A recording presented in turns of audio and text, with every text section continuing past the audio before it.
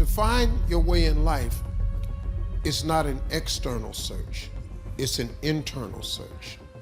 Because God equipped you the moment He gave birth to you. For millions, Steve Harvey stands as the ultimate symbol of the American dream, the king of comedy who proved that hustle conquers all. He sold us a brand of unshakable success that inspired the world. But that success was a facade. While preaching motivation, he was secretly drowning in a humiliating financial collapse, a crisis he hid beneath expensive suits and desperate silence. The reason he runs isn't ambition, it is fear. The king of comedy persona wasn't a crown, it was a prison, a relentless performance built on the brutal lesson that poverty was a death sentence. And the moment you stop running, it catches you. The boy who learned to hide in plain sight.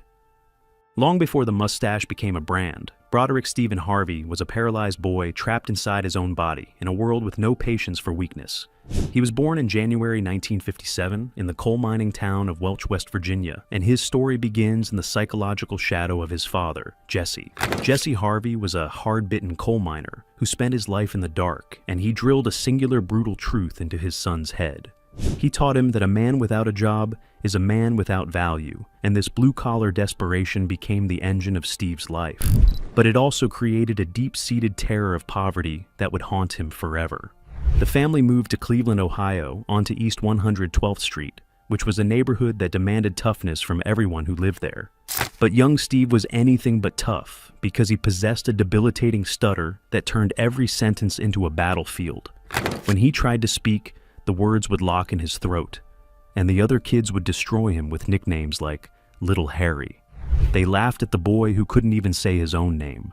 And this wasn't just a speech impediment, but a social death sentence. It forced him to develop a defense mechanism that would one day make him millions, as he learned that if he could make them laugh, he could survive. Comedy became his armor against a world that wanted to crush him, but the defining trauma of his youth came in the 6th grade. A teacher asked the class to write down their dreams, and Steve wrote, "I want to be on TV." But the teacher called him to the front of the room to destroy him. She humiliated him in front of his peers and told him little black boys from Cleveland don't go on TV, saying he should suffer in silence because he couldn't even talk properly. That moment didn't break him, but instead calcified his ambition, creating a diamond-hard need to prove her wrong no matter the cost.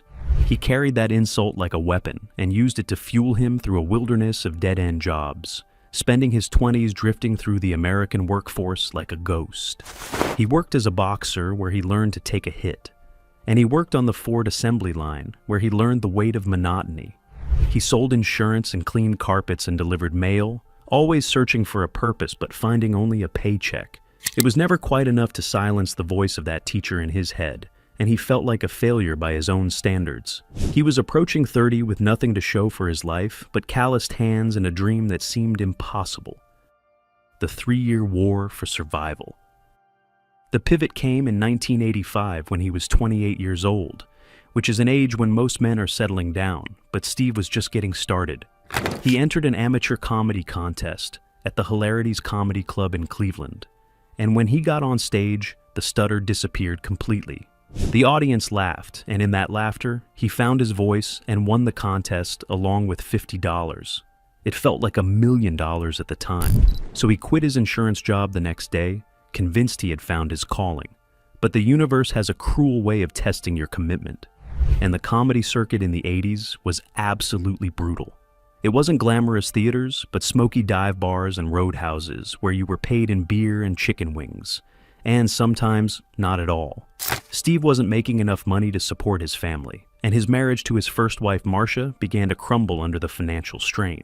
The dream of comedy turned into the nightmare of poverty as he was sending most of his earnings back home to his twin daughters. This left him with almost nothing to live on, and then came the bottom in the late 80s when a gig fell through.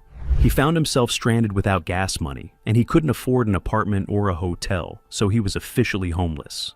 For 3 agonizing years, Steve Harvey lived in his 1976 Ford Tempo, which became his bedroom, his kitchen, and his sanctuary.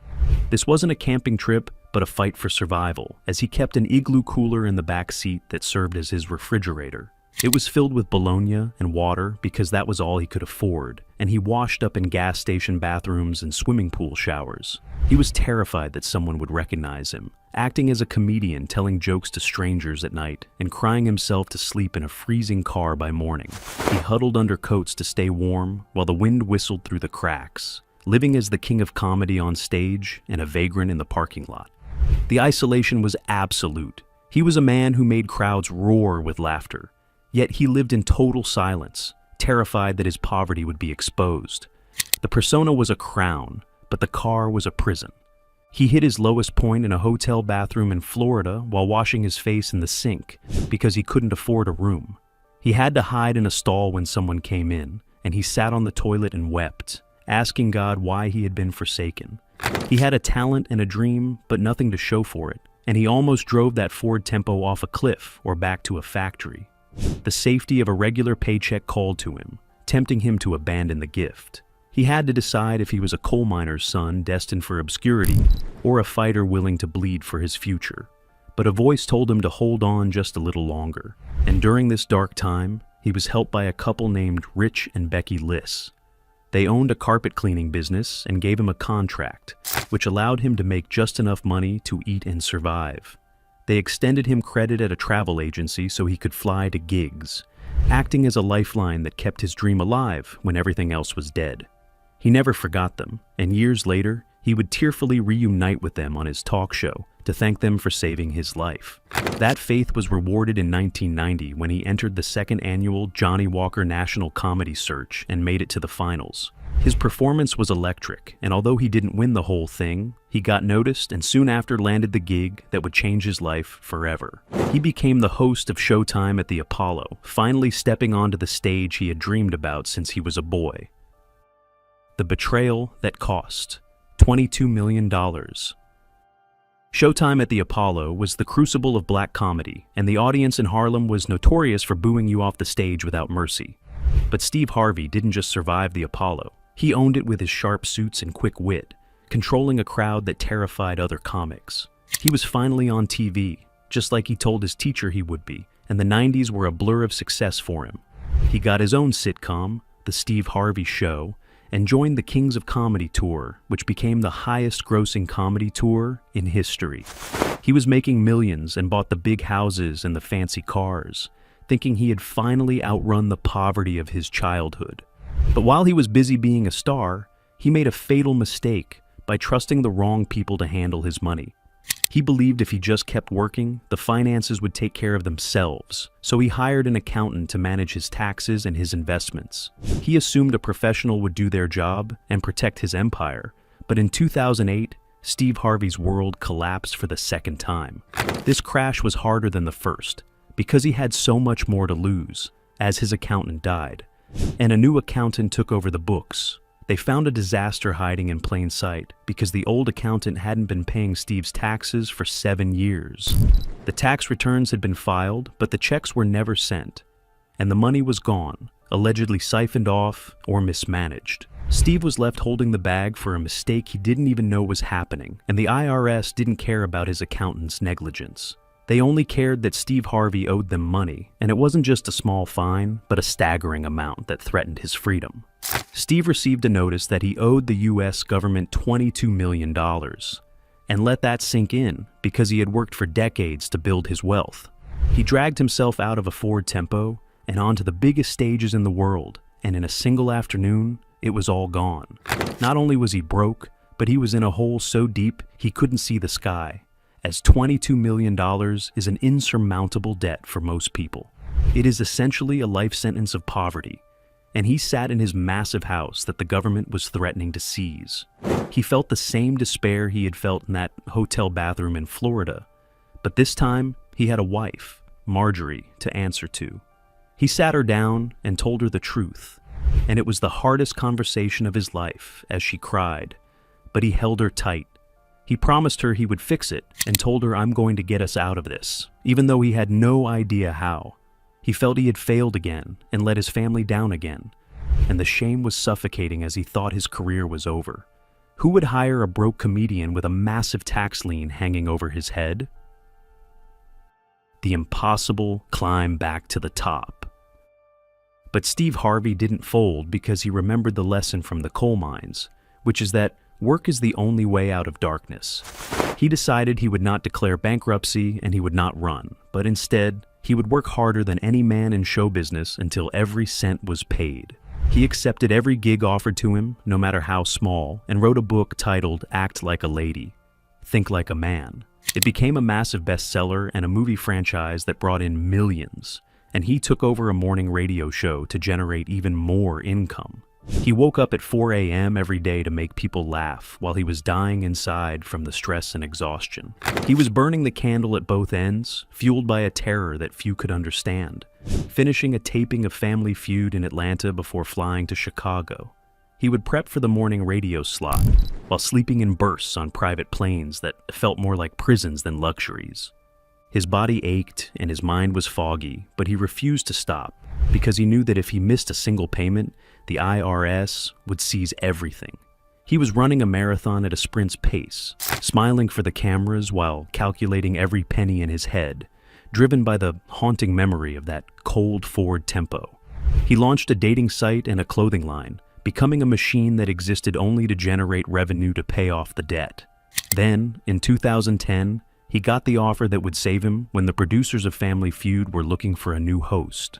The show was dying, and the ratings were in the toilet, and it was considered a D-list gig for a star of his magnitude. But Steve needed the money, so he couldn't say no, but he took the job and did it his way by refusing to wear the polite game show host mask. He brought the Apollo energy to the game show stage and made fun of the contestants while reacting with genuine shock to their stupid answers. He turned the host into the star of the show, and it worked, causing the ratings to explode and revitalizing Family Feud. Clips of his reactions went viral on YouTube, and the money started pouring in, allowing him to pay off the $22 million debt. He secured his family's future and rebuilt his empire, which was built on the solid rock of daytime television and media ownership. But the tests weren't over because in 2015, he faced another public nightmare when he hosted the Miss Universe pageant. Steve Harvey announced the wrong winner in front of millions, reading the card wrong and crowning Miss Colombia instead of Miss Philippines. The moment he realized his mistake, the entire world crashed down on him again. And it was a humiliation on a global scale. The internet mocked him relentlessly, and he could have hidden or blamed the teleprompter, but instead, he walked back out on that stage. He owned his mistake and apologized profusely, taking the heat because he knew that a man takes responsibility for his actions no matter the cost. It was a moment of supreme character that proved he was unbreakable, and instead of ending his career, it only made him more relatable to the public. The legacy of the last man standing. The story of Steve Harvey is not just about telling jokes, but it is a story about the terrifying resilience of the human spirit. He proved that rock bottom has a basement, and even when you are trapped in the dark, you can dig your way out if you try. You just have to be willing to get your hands dirty and never stop climbing. Your mistakes don't have to destroy you, and the king of comedy earned his crown not by being the funniest man in the room. He earned it by being the last man standing when the smoke cleared. We are left to ask ourselves if we have the courage to keep going when the tank is empty and the world is laughing. Or would we have given up in that hotel bathroom when all hope seemed lost? Perhaps the greatest joke Steve Harvey ever told was convincing the world he was just a comedian, when in reality, he was the toughest fighter in the ring. Let me know your thoughts in the comments below. We have a new video, just like this one, coming next week. If you love digging deeper than the headlines, make sure you're subscribed so you don't miss another video. And if you love this story, we've got more celebrity deep dives queued up for you. Just click the videos on your screen to continue. Thanks for watching.